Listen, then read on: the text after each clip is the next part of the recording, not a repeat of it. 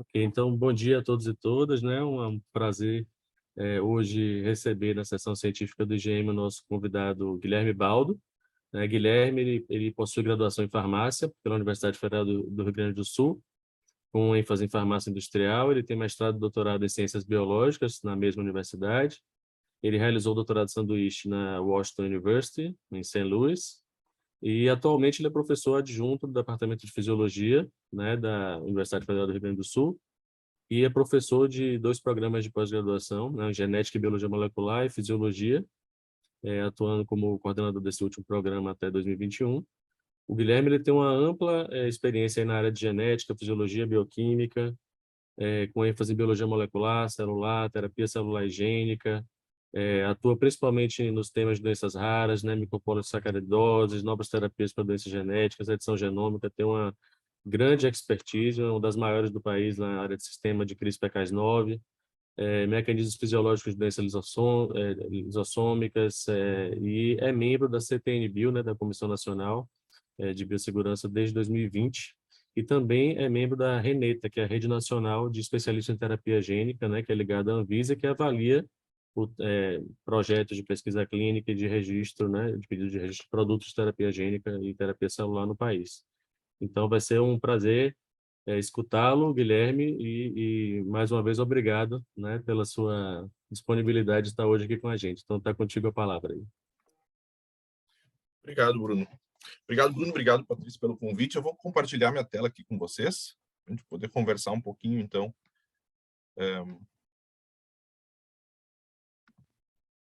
sobre este tema. Vou botar aqui no início da apresentação.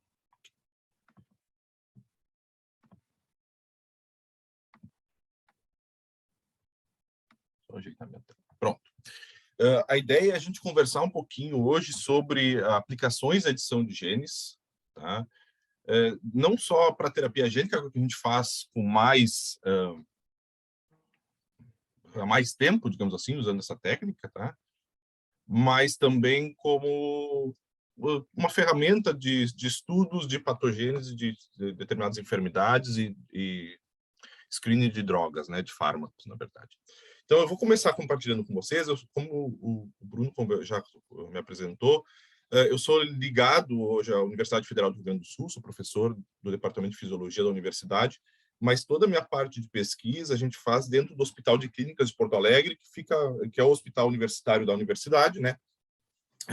E, mais recentemente, nós estamos abrindo, vou conversar com vocês isso no último slide, um novo ponto para fazer pesquisa e cuidar de pacientes com doenças raras, que é a Casa dos Raros, que a gente está terminando de construir o prédio agora esse mês, para poder abrir essa nova empreitada aí. Bom,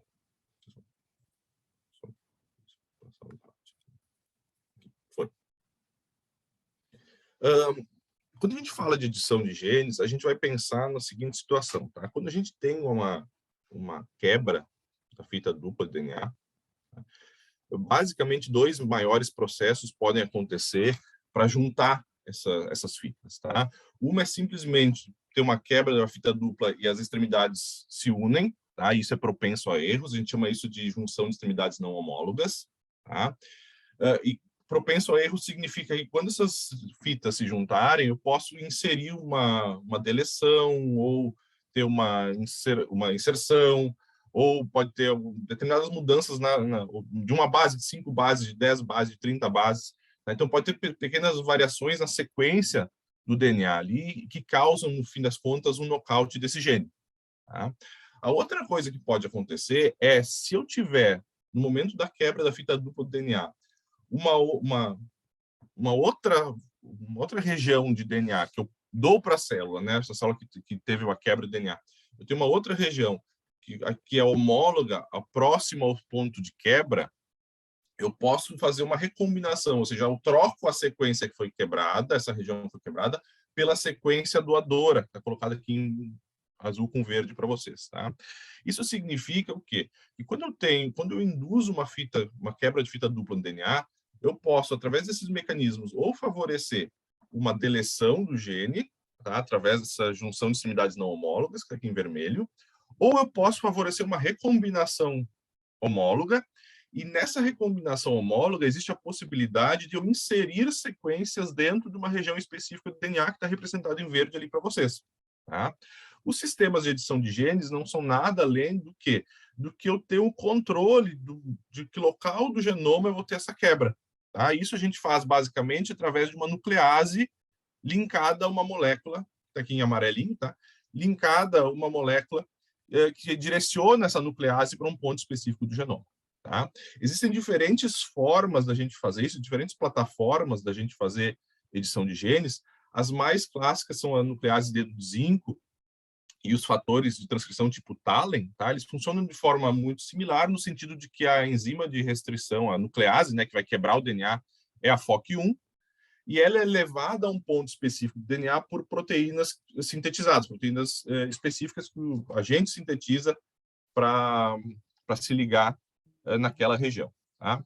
Qual o problema disso? O problema é que essas proteínas que a gente precisa sintetizar não são tão fáceis de serem feitas. Tá? São proteínas, a síntese de duas proteínas desse tamanho, assim, com essa complexidade, não é qualquer laboratório que consegue fazer.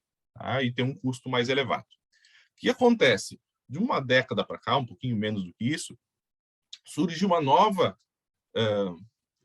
plataforma de edição de genes, que é o sistema CRISPR-Cas9. Tá?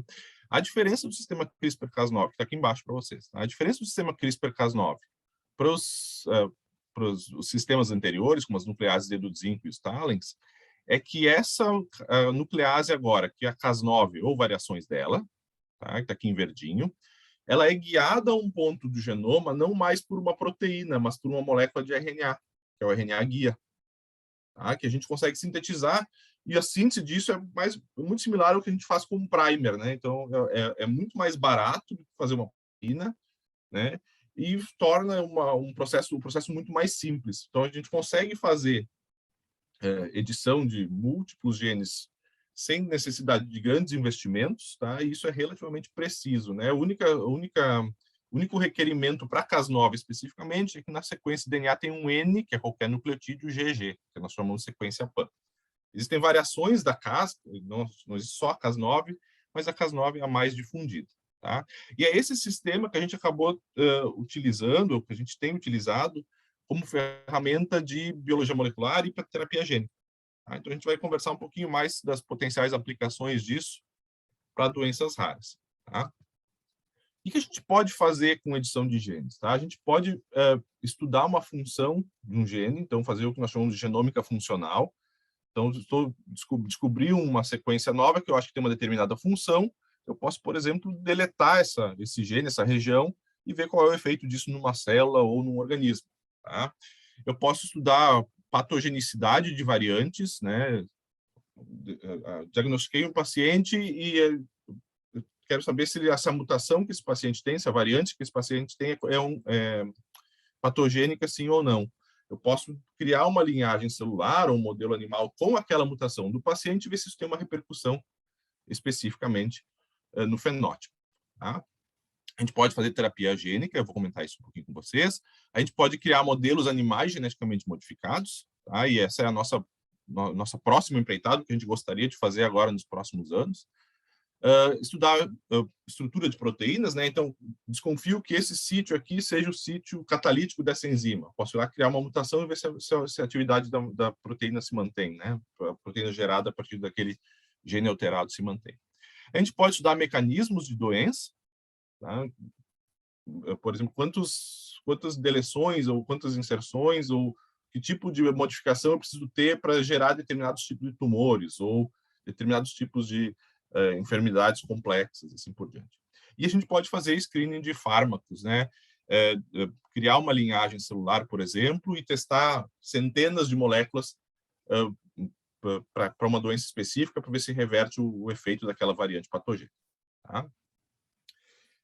Obviamente, eu não tenho como falar tudo isso para vocês, mas eu vou focar no que a gente trabalha com mais frequência, nosso grupo, que são as doenças raras. Tá? Doenças raras, no Brasil, a gente tem essa definição para doença rara, que tem que ter uma prevalência menor que 0,65 para 1.000 pessoas, ou 1,3 a cada 2.000. Tá? Embora a frequência de cada uma delas seja baixa, nós temos mais de 6 mil doenças raras, de forma que, embora cada uma delas tenha uma frequência baixa, em conjunto, nós temos mais de 10 milhões de brasileiros aí convivendo ou vivendo com alguma doença rara. Tá? Várias dessas doenças têm tratamento, tá? Mas aí tem um problema. Geralmente, doenças raras, o tratamento que existe disponível para elas é muito caro. Tá? Então, eu tenho uma tabela aqui para vocês que é um pouquinho antiga, tem cerca de 10 anos, mas os valores mais ou menos se mantêm. Tá? Vejam que, por exemplo, para MPS1, mucopolissacaridose tipo 1, existe um tratamento, que é a reposição enzimática, mas o tratamento custa $260 mil por ano por paciente. Tá? Então, mais de R$1 milhão por ano por paciente.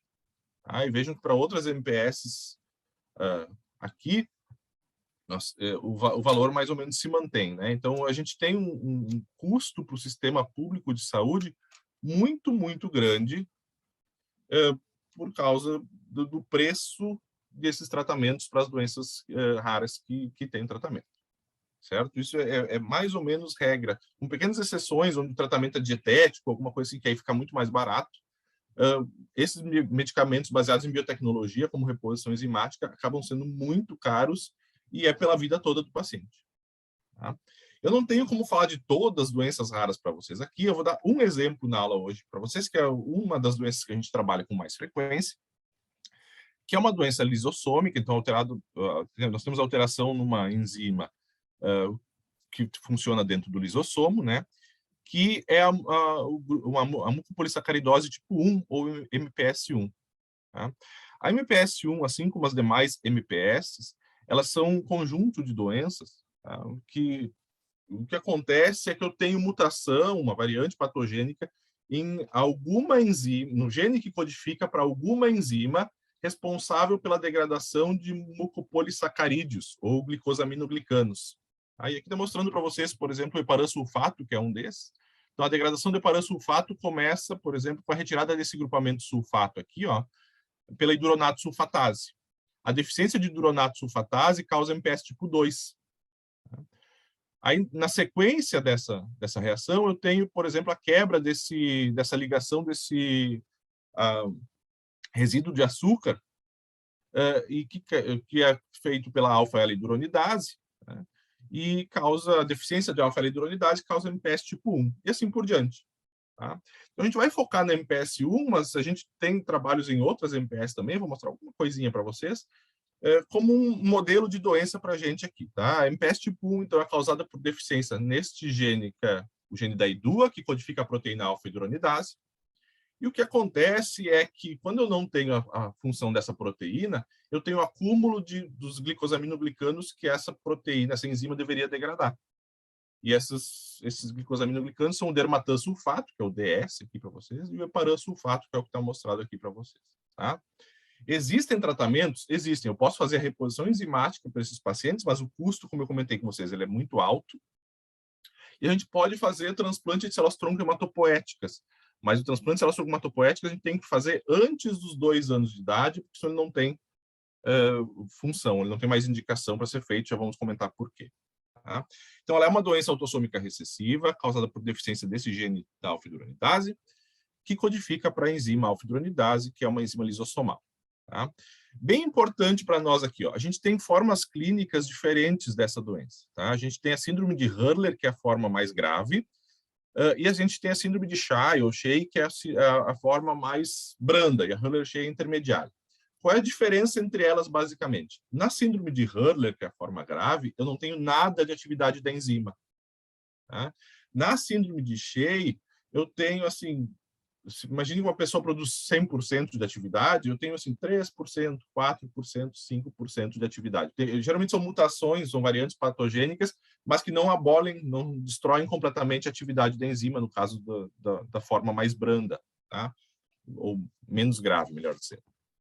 De qualquer forma, as duas formas, né, tanto a forma Hurler quanto a forma Shea, elas são multissistêmicas, então elas afetam as articulações, então os pacientes têm essa mão em garra, que vocês podem ver aqui, eles não conseguem fazer certos movimentos, eles têm alterações ósseas, então a má formação óssea e baixa estatura, tem hepatosplenomegalia, aumento do coração, problemas respiratórios e assim, dilatação de aorta e assim por diante, tá?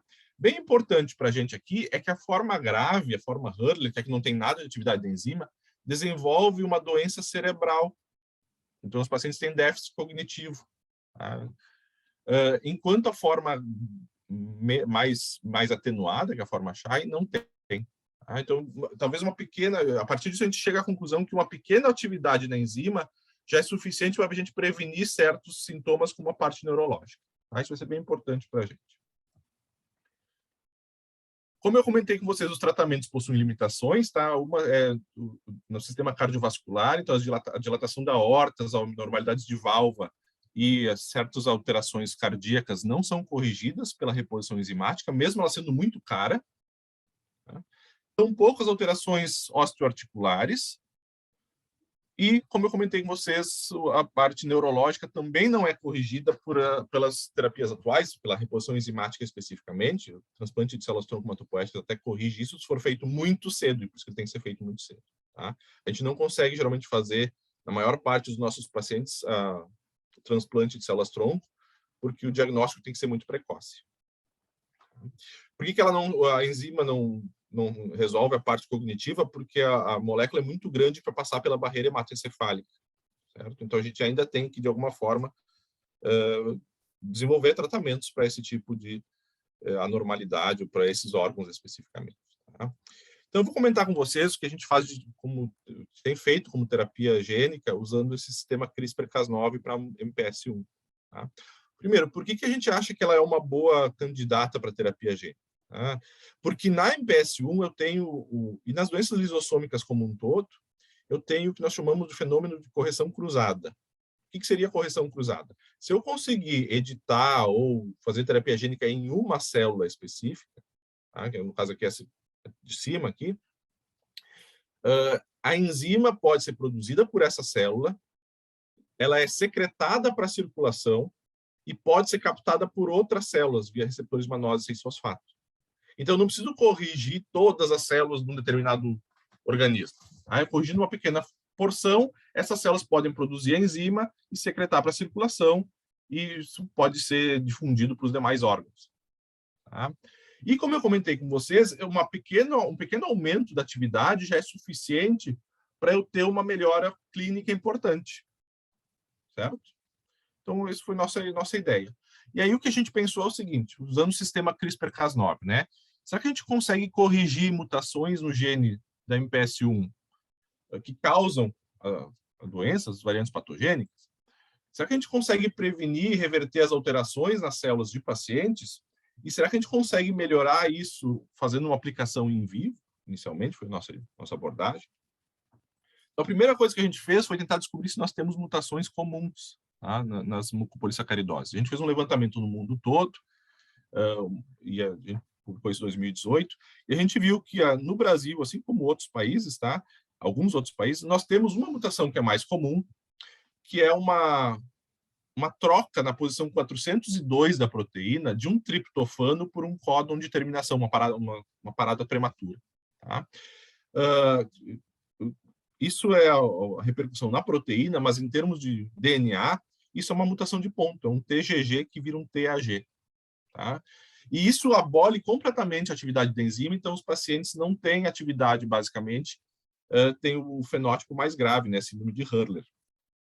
Certo? O que a gente fez, então? A gente coletou células de pacientes com essa mutação e a gente criou duas sequências de DNA. Tá? Uma é um plasmídio comercial, codifica para a nossa Cas9, e a gente inseriu nesse plasmídio, então, o nosso RNA guia, que é complementar a uma região muito próxima do ponto da mutação do paciente. Certo? A outra coisa que a gente fez foi a gente construir um vetor doador que tem duas regiões próximas, ou duas regiões similares a essa região onde vai acontecer a quebra, então próximo da mutação, que nós chamamos de região homóloga 1 e 2, tá?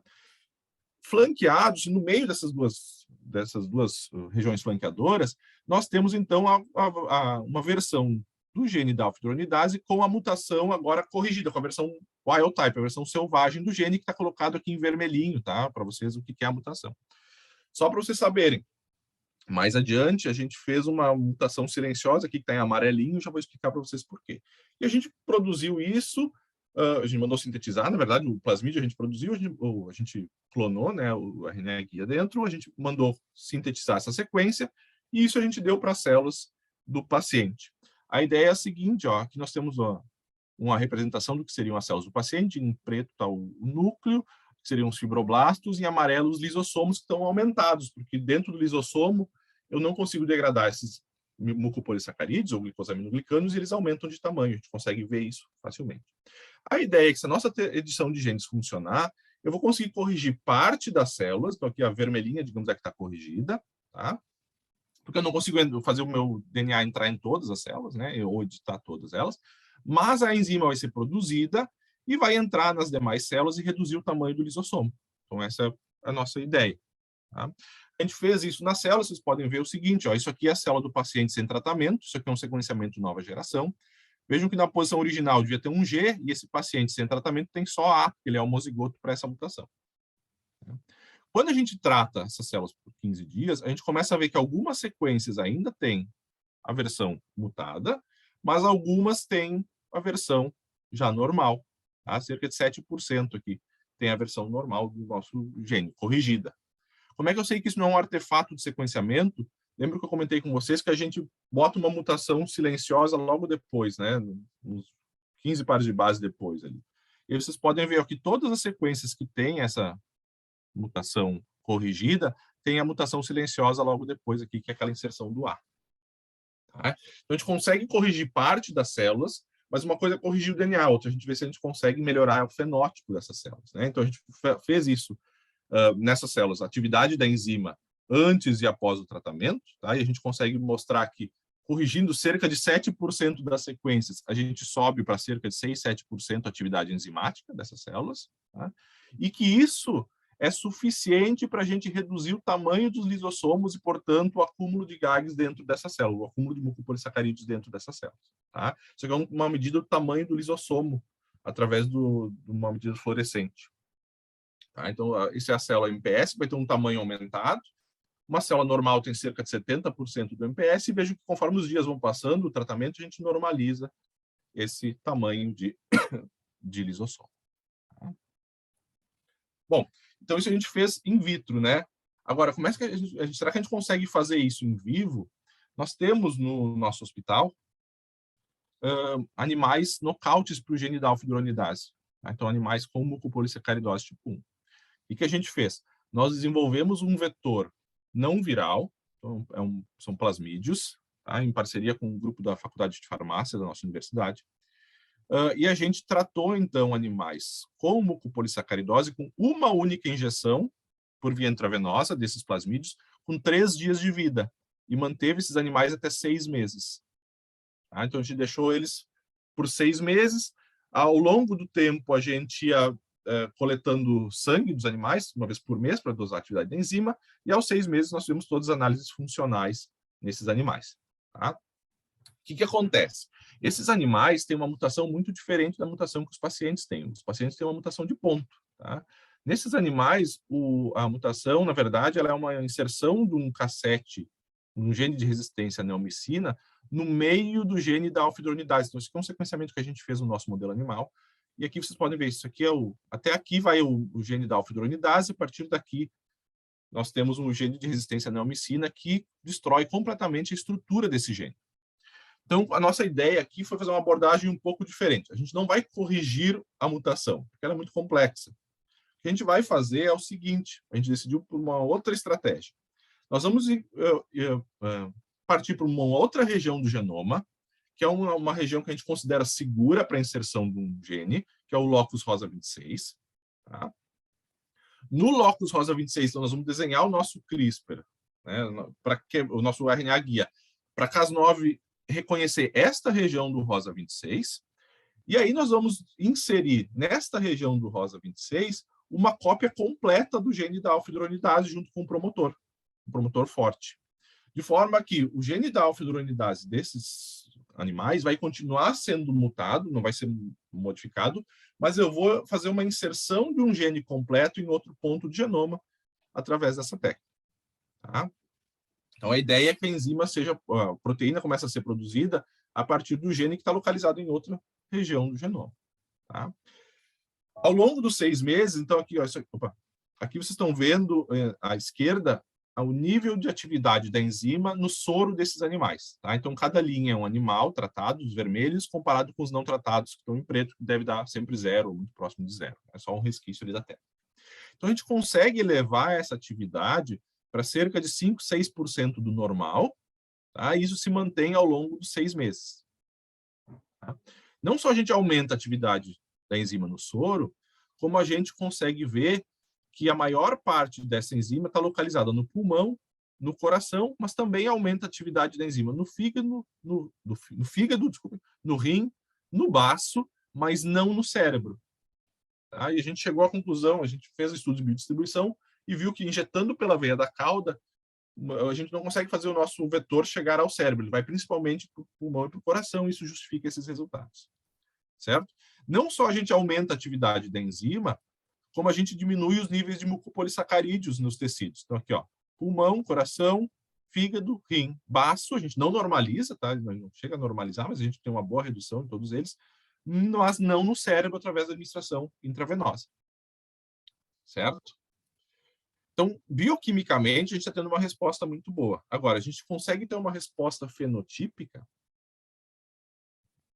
Bom, isso são os animais, só para você ter uma ideia, é um animal normal, o wild type, selvagem. Esse é o animal com MPS1, e vocês podem ver que a cara dele, o rosto dele, ele é mais achatado, né, do que o wild type, que é mais afilado, né, é mais longilíneo. E o animal tratado, vocês podem ver que não está normal, mas também não está tão ruim quanto o não tratado. Tá? A gente confirma isso através de raio-x para determinar certas anormalidades ósseas que a gente vê nos animais. Então, esse osso da face aqui, que é o zigomático, vocês podem ver que o não tratado é muito mais grosso que o normal, tá? E que o tratado fica intermediário entre eles, e a mesma coisa na espessura do fêmur. Tá? Então, a gente quantificou isso através de raio-x e de outros métodos agora que a gente está um pouquinho mais refinados que a gente está fazendo, mostrando que a gente tem melhoras, inclusive, em certos aspectos que a reposição enzimática não melhora. Tá? Além disso, a principal causa de morte nos pacientes são alterações cardiorrespiratórias. Desculpa. Então, a gente fez ecocardio desses animais e a gente viu que, por exemplo, a função contrátil do coração dos animais tratados está normalizada. Tá? Os animais não tratados têm uma função contrátil bem menor. E, além disso, o tamanho do coração, então aquela organomegalia que a gente vê nos pacientes, também a gente vê nos animais. Tá? Então, eles têm um tamanho de coração maior, isso é o tamanho do coração em sístole. E os animais tratados estão normalizados. E o mesmo para a função respiratória. Tá? Então, a resistência pulmonar nesses animais é normalizada comparado aos animais não tratados. Certo? Então, os principais pontos responsáveis pela morte dos pacientes, né, pela morte da maioria dos pacientes, a gente consegue, inclusive, normalizar, mesmo tendo um aumento discreto na atividade da enzima. Então, o que a gente viu, eu não vou entrar em detalhes aqui, depois eu falo para vocês com mais detalhes, mas que os testes comportamentais não alteram, tá? Porque os testes comportamentais refletem alterações neurológicas, né? E os animais não tratados e os tratados se comportam muito similarmente, diferentes dos normais, porque, obviamente, a nossa enzima não chegou ao cérebro, então a gente esperava isso. Depois eu entro em detalhes nos testes aqui para vocês. Tá? E aí, o nosso próximo ponto foi o seguinte. Bom, se a gente consegue, através da injeção intravenosa, corrigir a maior parte dos órgãos, mas não o cérebro, como é que a gente chega no cérebro agora? E aí, isso foi o doutorado da Luísa, que era uma menina colombiana, que veio fazer o doutorado aqui conosco. E ela testou, na verdade, uma formulação de lipossomos um pouquinho diferente, tá? Com propriedades mucoadesivas, que a gente criou em parceria com o grupo da farmácia. E aí, essas propriedades mucoadesivas, a ideia é a gente poder administrar essa terapia gênica pelo nariz. Então, a ideia é a gente poder, a partir disso, criar um produto de terapia gênica, que seria como se fosse um Sorine, que a pessoa administra pelo nariz e chega até o cérebro, a gente imagina que pelo bulbo olfatório. Tá? E a gente acabou de publicar agora os dados desse segundo estudo. A gente viu que quando a gente dá o nosso vetor pela via nasal, ele continua indo majoritariamente para o pulmão, tá? Porque obviamente parte dele desce, né, para o pulmão, alguma coisinha no coração e muito pouca coisa, mas sim a gente consegue ver uma determinada fluorescência no bulbo olfatório. tá? Mas nem compara com o que dá lá no pulmão. Então, ele é ineficiente, mas ele tem uma vantagem que é a seguinte: como é um vetor não viral, eu posso dar múltiplas administrações. Então, o nosso objetivo agora é investigar o quão cumulativo pode ser essas múltiplas dosagens, múltiplas administrações do nosso vetor. Tá? É interessante que quando a gente faz essa administração, a gente ainda consegue aumentar, então, depois de 15 administrações ou 30 administrações, a atividade da enzima no soro, claro, porque eu estou corrigindo lá o pulmão, como eu comentei com vocês, né? A maior parte ainda vai para o pulmão, e isso acaba fazendo com que o pulmão e o coração aqui produzam uma maior quantidade de enzima e secretem ela para os demais tecidos. Mas é interessante a gente observar que a gente consegue aumentar a atividade da enzima no cérebro também através dessa técnica. Tá? Então, isso é particularmente importante. Cuidem só que a nosso eixo Y aqui tá com uma quebra, só para mostrar o seguinte para vocês. Isso é significativo, mas ainda é muito baixo. Tá? Como eu comentei com vocês, o sistema ainda é ineficiente, mas ele é significativo. Tá? Bom, e aí sim, nesses animais tratados com esse tipo de terapia, pela via nasal, nós temos uma melhora comportamental. Tá? Vou dar um exemplo aqui para vocês de um teste que a gente fez, que é o teste de campo aberto de repetição. A gente coloca o animal num aparato, né, numa caixinha, e mede o quanto esse animal caminha ali por 5 minutos. Tá? Depois a gente tira o animal, dali a 30 minutos a gente bota ele de novo, mede quanto ele caminha de novo. Tira o animal de novo e mede, faz uma terceira medida. Tá? Então é super simples o teste. Qual é o normal? O normal é, imagina, eu botei vocês numa sala. A primeira vez que eu botar vocês numa sala, vocês vão querer explorar tudo, ver como é que tem janelas, tem o que tem na sala. Se eu tirar vocês da sala e botar vocês ela ali de novo, vocês dentro da sala de novo várias vezes, vocês já sabem, né? Vocês vão ficar provavelmente sentados no sofá ou num canto. Na segunda, terceira vez, vocês já sabem qual é o ambiente que nós temos, né? Vocês estão inseridos. A mesma coisa com os animais. A ideia é que no terceiro teste eles reduzam bastante a sua atividade, porque eles lembram que eles estiveram ali antes. Tá? E aí vocês podem ver que os animais selvagens aqui reduzem a sua atividade no terceiro teste para cerca de 50% na média que o normal, do primeiro teste, né? Comparando com o primeiro teste. Os animais não tratados já não reduzem tanto. Tá? Ficam aqui com alguns animais, inclusive, aumentam sua atividade. Tá? E os animais tratados já têm um comportamento muito similar ao normal. Então, a gente tem indícios agora de que esse tratamento, mesmo aumentando a atividade da enzima de forma discreta, e a gente dosou GAGs e reduziu os GAGs, a gente consegue ter uma melhora fenotípica também. Tá?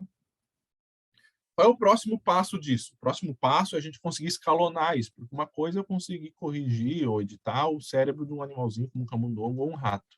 A outra é a gente partir para um modelo, para seres humanos, né? A gente quer fazer um escalonamento disso, pelo menos para testar a segurança do nosso vetor. Aí a gente tem um financiamento do CNPq para fazer isso em primatas. A gente vai fazer junto com o CEMP, né? Que fica em Belém do Pará, o Centro Nacional de Primatas.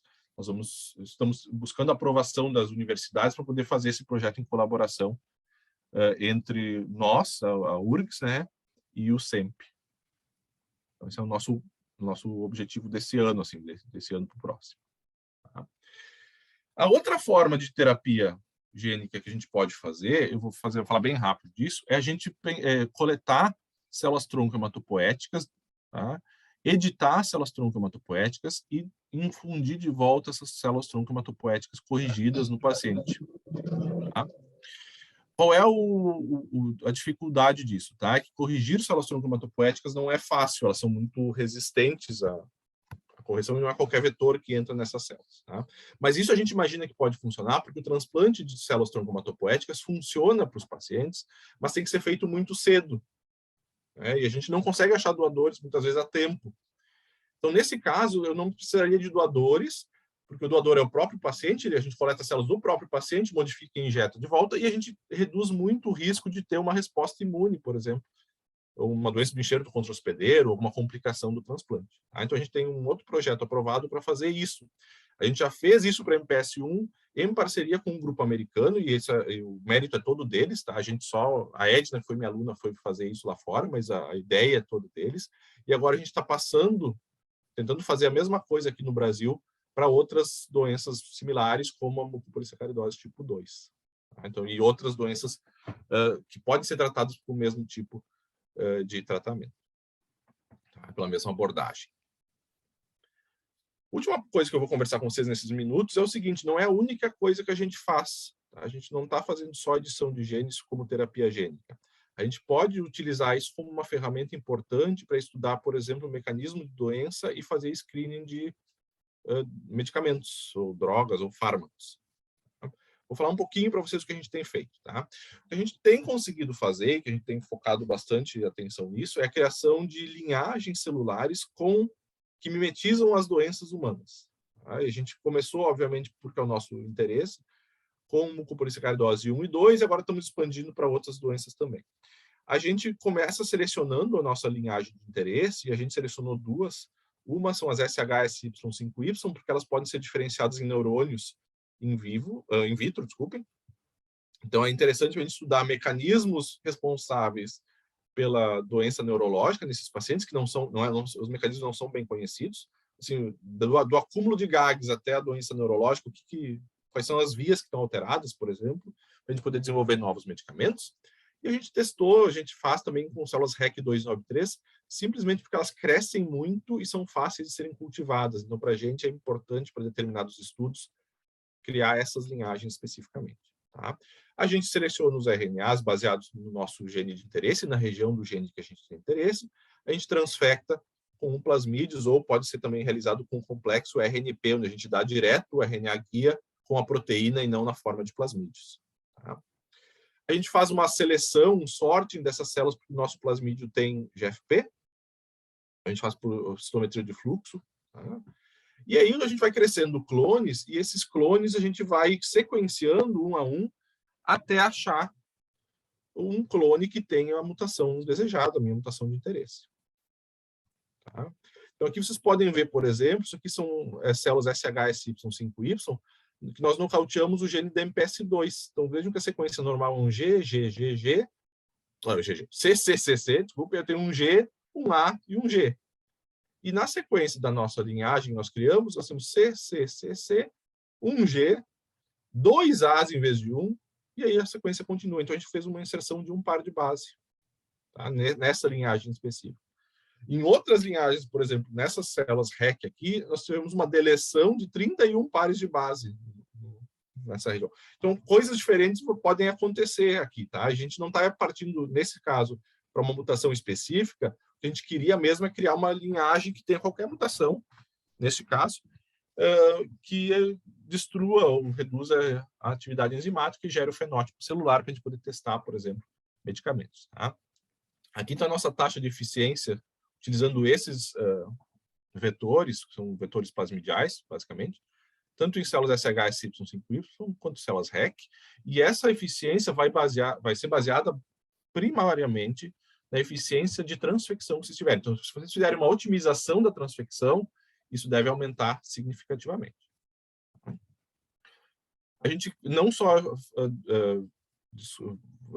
descobre qual é a mutação que a gente gerou nessas células, mas que se existe ou não um fenótipo a partir dessa mutação, né? Se existe uma repercussão bioquímica, e a gente mostra que as nossas diferentes linhagens, por exemplo, tem uma redução da atividade da alfa-hidroronidase, da hidronato sulfatase, dependendo do gene que foi deletado. Vejam que a célula selvagem aqui tem 4 de atividade e as nossas têm 0 ponto alguma coisa. Tá? E que também essas células acumulam mucopolissacarídeos. São diferentes linhagens aqui comparado com a selvagem que está em laranjinha. Tá? Então, isso aqui é parosulfato, isso aqui é dermatosulfato nessas células. Tá? Então, a gente conseguiu criar algumas linhagens celulares para poder testar certas coisas que nós tínhamos interesse. Por exemplo, a gente começou a estudar, diferenciar essas células geradas em neurônios, tá? E estudar o comportamento desses neurônios. Tá? Então, a gente viu que, por exemplo, os neurônios com uma mucopolissacaridose, que é MPS2, o tamanho dos neuritos não são diferentes entre as células MPS com a célula selvagem, mas a densidade de neuritos é muito menor. A gente começa a ter insights do que pode estar acontecendo e o que pode ser responsável pelas alterações neurológicas nesses pacientes, certo? Particularmente para nós foi importante, a gente observou o seguinte, através de uma marcação de GFAP, tá? E outras marcações, a gente viu que existe provavelmente uma neuroinflamação acontecendo no cérebro desses pacientes, e isso pode levar a uma disfunção neurológica. A gente queria tentar descobrir qual é o mecanismo responsável por essa alteração, nessa neuroinflamação. E a gente detectou, por exemplo, que existia um aumento de atividade de catepsina B nessas células. A catepsina B, a gente sabe que ela ativa a via do inflamassomo, tá? Que é uma via importante para a ativação do processo neuroinflamatório, inclusive pode causar a morte celular e assim por diante. Tá? Quando a gente mandou isso para a revista, eles disseram, a catepsina B é uma enzima lisossômica, vocês estão trabalhando com uma doença lisossômica, provavelmente vocês têm um aumento da catepsina B porque ela tem mais lisossomo, né? O lisossomo está aumentado. Provem que essa catepsina B está fora do lisossomo. Então, a gente criou uma linhagem celular nocaute, então, ou seja, com mucopolissacaridose, uma linhagem de SHS-CYP5Y, e fizemos uma colocalização da catepsina B com o LAMP1, que é o marcador lisossômico. Então, na célula selvagem, fica tudo amarelinho, está tudo colocalizado, e na célula com MPS1, alguns pontos verdes começam a aparecer. A gente quantificou isso e mostrou que a catepsina B ficava fora do lisossomo em determinada proporção nessas células. E aí, a catepsina B fora do lisossomo ativa a caspase 1, e a gente mostrou que a caspase 1 está aumentada em diferentes idades, e isso faz com que tenha ativação, por exemplo, da interleucina 1 beta, que é um dos principais marcadores desse processo de neuroinflamação, que está aumentado, então, nessas mucopolissacaridoses. Então, a gente chegou à conclusão, ou sugeriu a hipótese, de que quando eu tenho o acúmulo de GAGs nesses lisossomos, esses lisossomos aumentam de tamanho, isso desestabiliza a membrana do lisossomo. Tá? Isso nós mostramos e um outro grupo mostrou ao mesmo tempo que existe essa desestabilização da membrana.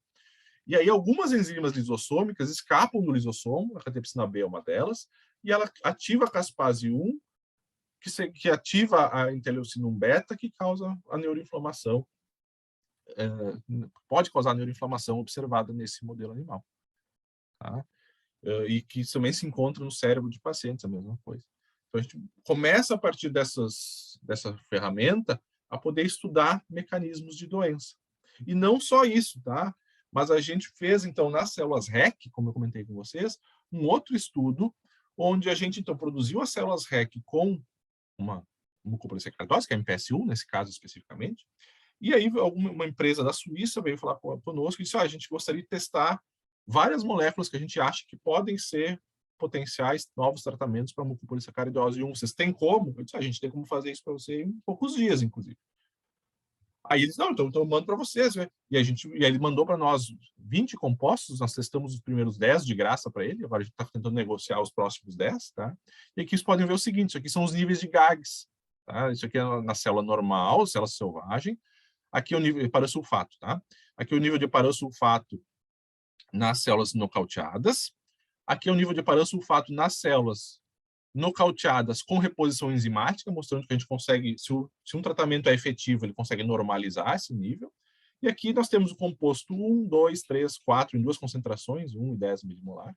E vocês podem ver que, dentre todos os compostos que nos deu, alguns já têm um potencial de ser um novo tratamento para esse tipo de doença. Tá? Então, o nosso objetivo agora é criar vários modelos celulares para isso, e a gente tem um projeto da nossa FAP, nossa FAPERGS, que recentemente nos contemplou com um projeto grande de criação de redes de genômica aqui no estado do Rio Grande do Sul, e o nosso objetivo, um deles, é a gente começar a criar esses modelos celulares, utilizando o CRISPR-Cas9, e aí, a partir desses modelos celulares para essas doenças raras, começar a testar centenas, milhares de moléculas que já são aprovadas para uso em pacientes, para ver se alguma delas tem algum efeito, por exemplo, nos níveis de GAGs. Porque se tiver, a gente pode partir direto para o ensaio clínico. A gente ganha vários anos ali de ensaios pré-clínicos, porque pode ser uma molécula que a gente faz um reposicionamento de fármaco, né? Um fármaco já aprovado. Então, esse é o nosso pensamento agora, a gente fazer um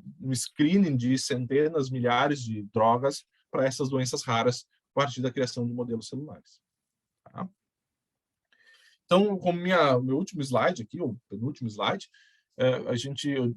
minha mensagem para vocês é que essa edição genômica é uma uma ferramenta bastante poderosa, né? Não só para a gente estudar processos fisiopatológicos, como também para a gente desenvolver novas terapias para doenças que ou não existem terapia ou que a gente tem uma demanda por algum outro motivo, como no caso aqui das MPS, pelo alto custo, tá? E porque as terapias também não são 100% efetivas, tá?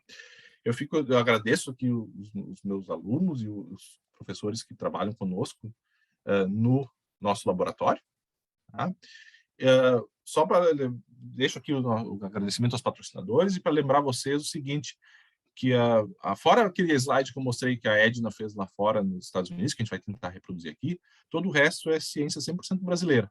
Tá? E acho que é importante a gente exaltar esse tipo de coisa, porque em épocas que a gente não tem tanta verba, é importante a gente mostrar que a gente consegue fazer coisas bem feitas, interessantes, e que possam ter uma repercussão importante para os nossos pacientes, principalmente no nosso caso de doenças raras, mas para a nossa população como um todo.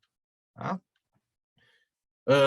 Fica meu últimos slides, o seguinte, fazendo um convite para vocês. Hoje é o último dia para submeter resumos, tá, para o Congresso da Sociedade Brasileira de Terapia Gênica e Celular, tá, ali em cima para vocês. E fica o meu convite, a gente faz um curso todo ano, tá? Além de ter esse orgulho de ser 100% brasileiro, a nossa ciência, a gente tem um papel importante dentro da América Latina de fomentar não só a nossa população, mas a população latino-americana que tem certas dificuldades. Tá? A gente faz um curso há mais de 15 anos já, que é a Escola Latino-Americana de Genética Humana e Médica, que é a ELAG. Tá? A gente vai fazer a próxima ano que vem, em maio, logo a gente deve soltar os detalhes ali no site, e é basicamente uma semana onde os alunos vêm aqui para o Rio Grande do Sul, a gente vai para a Serra Gaúcha, num hotel na Serra, isolado de tudo e de todos, e a gente traz professores do mundo inteiro, tá? Da América Latina principalmente, mas tem convidados dos Estados Unidos, da Europa, para fechar o hotel e discutir por uma semana os temas importantes da genética com os nossos alunos, inclusive edição de genes, acessibilidade a esses tratamentos, acesso a esses tratamentos, né, forma de pagamento e assim por diante. Então, a programação é super vasta, né? A gente vai desde assim câncer até doença neurológica e diferentes aspectos éticos, tratamentos, bases de doença, e isso é estudado durante uma semana com os professores do país, do mundo todo. Então, uma oportunidade muito rica para os nossos alunos. Tá? E a gente oferece bolsas para quase 100% dos alunos que fazem o curso.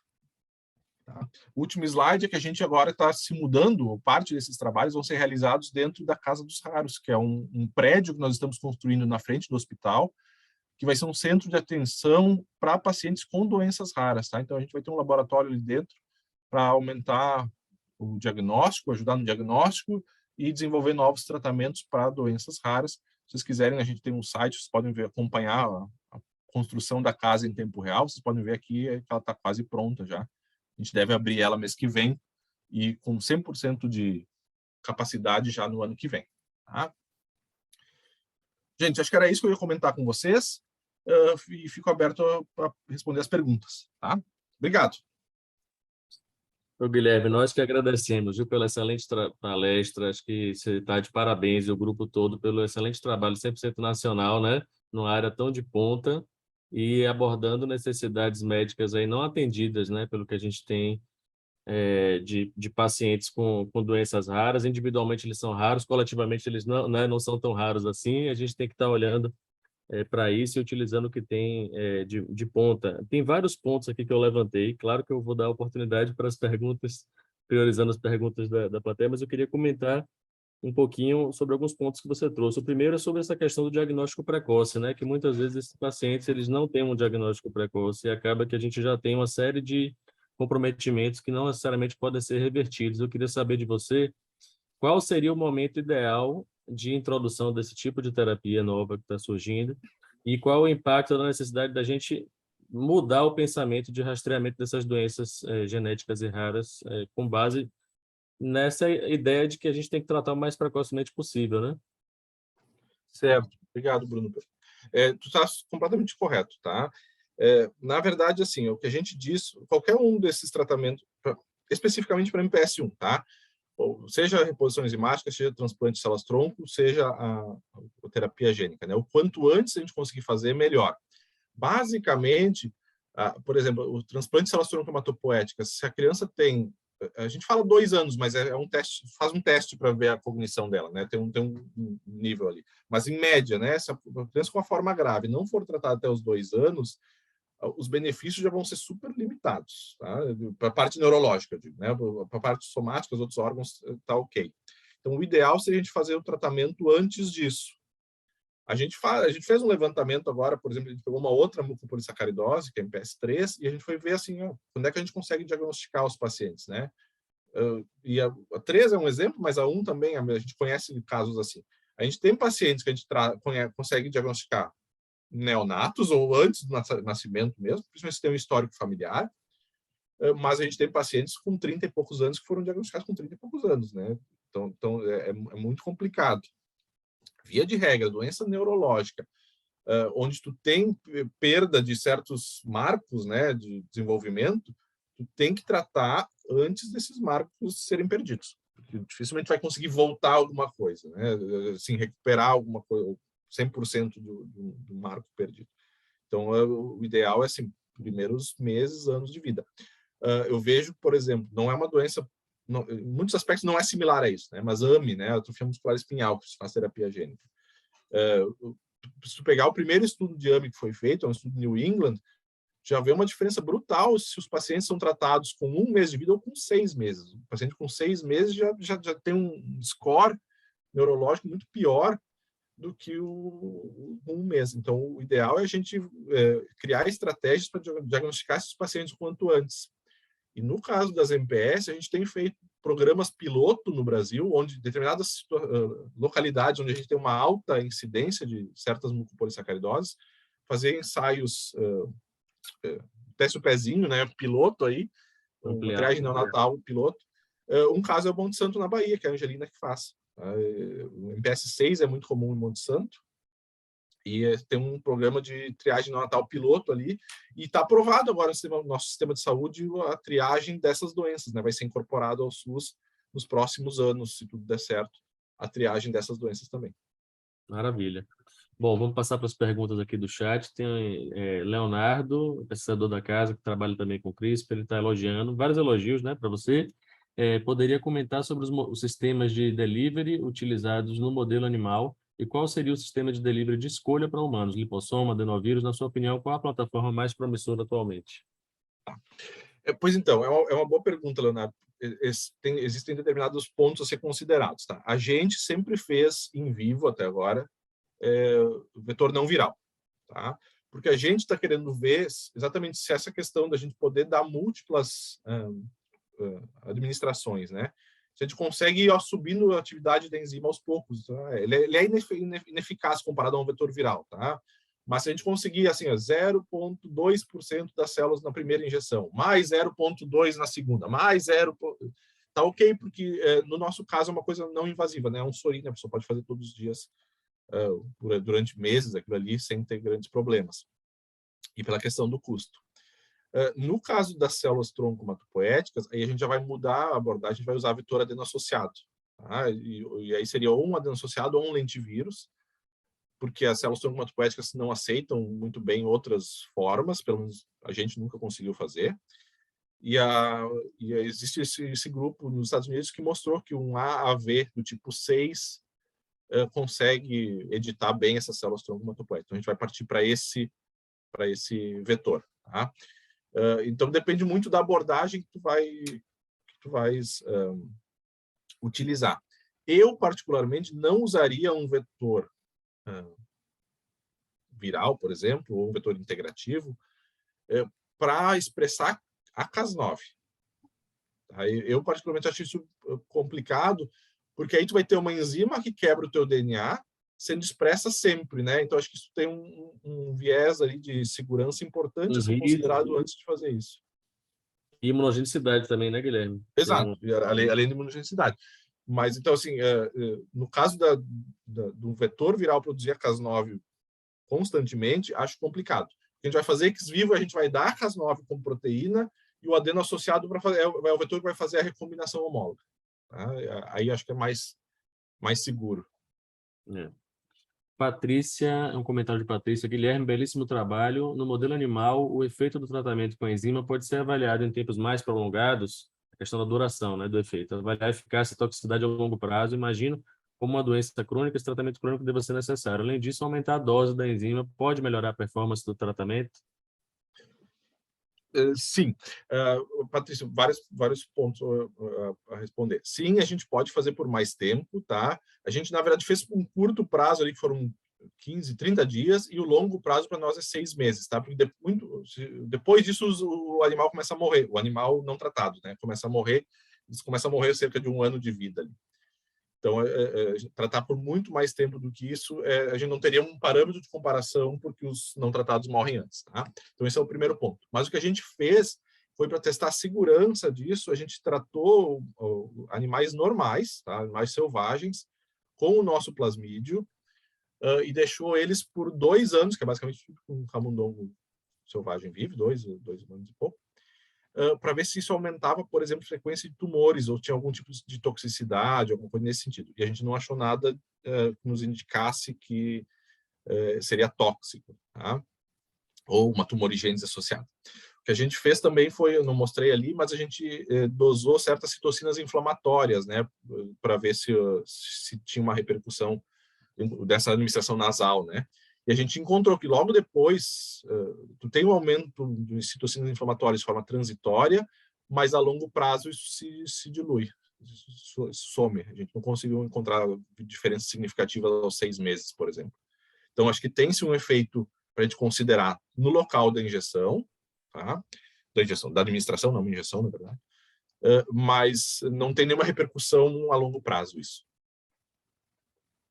Pergunta do Geraldo, será que teria vantagem em injetar o plasmídio para corrigir o defeito genético da MPS no cérebro pela artéria carótida em comparação com a exposição por via nasal? A gente nunca tentou, tá? Geraldo, né? A gente nunca tentou, Geraldo.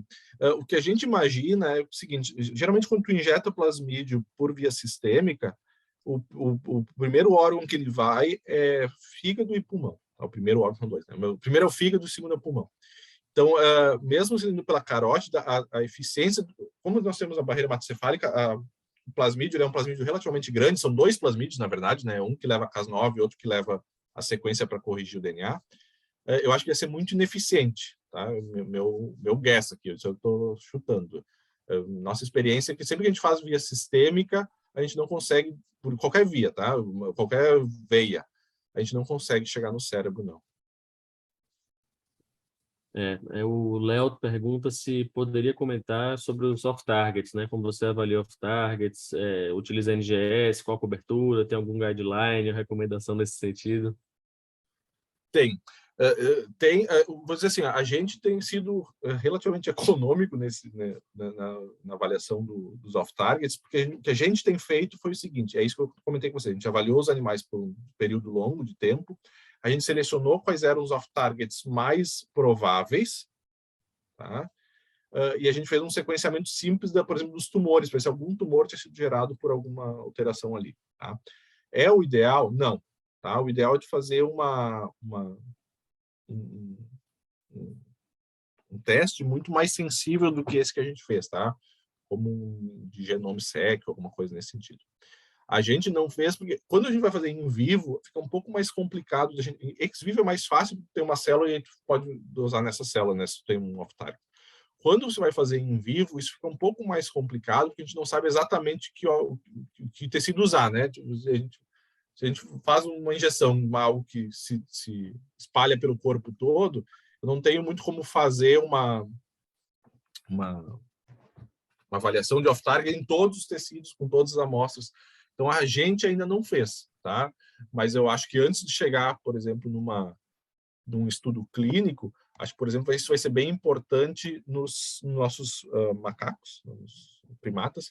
E aí eu vou dizer, a gente não fez nos camundongos, porque a sequência que a gente usa nos camundongos não é 100% igual ao humanos. A gente vai ter que trocar a sequência de qualquer forma. A sequência dos macacos é igual à dos camundongos, a sequência alvo, né? A sequência dos macacos é igual à dos humanos. Então, aí acho que vale mais a pena a gente fazer direto nesses ensaios com os primatas. Uhum.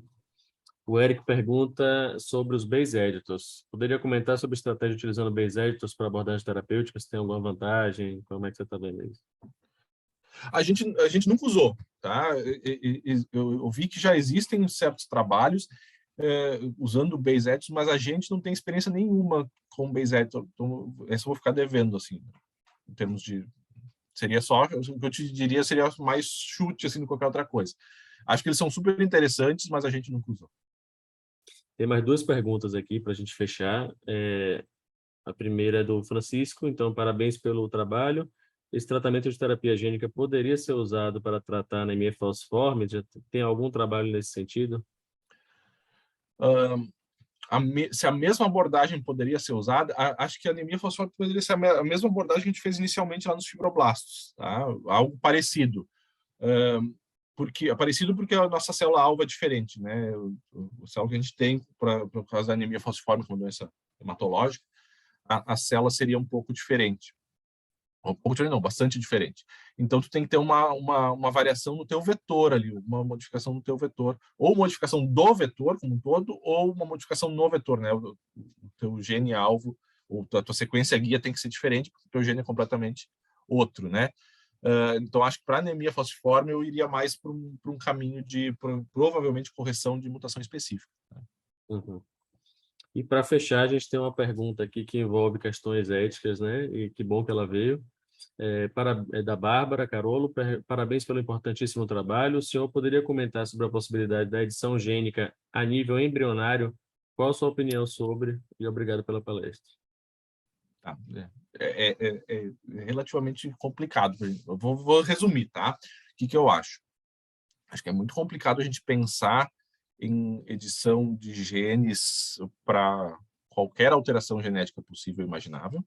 Tá? Acho que tem casos que é muito fácil a gente imaginar. Tá? Então, a família tem uma determinada mutação, proporção, uma chance de determinada mutação que causa uma cardiopatia que é incompatível com a vida, né? Ou que causa uma cardiopatia muito precoce e isso vai causar a morte do paciente, tá? Acho que isso é um caso muito possível de ser alterado lá inicialmente, tá?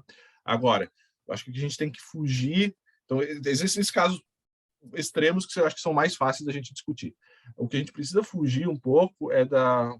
Bom, aí agora eu descobri que a minha família tem uma determinada variante, em P53, que aumenta em 10% a chance de ter câncer de mama, por exemplo. Então, agora eu vou querer fazer uma edição de genes para aquele... Aí acho que fica um pouco mais complicada a discussão e aí eu sou contra, tá? Nesse sentido, eu sou contra esse tipo de edição. E por enquanto é proibido, né, Guilherme? A gente Exato, tem, isso, exato. tem Não casos, né, discutindo se relatados na China, poder não né? poder, porque não pode.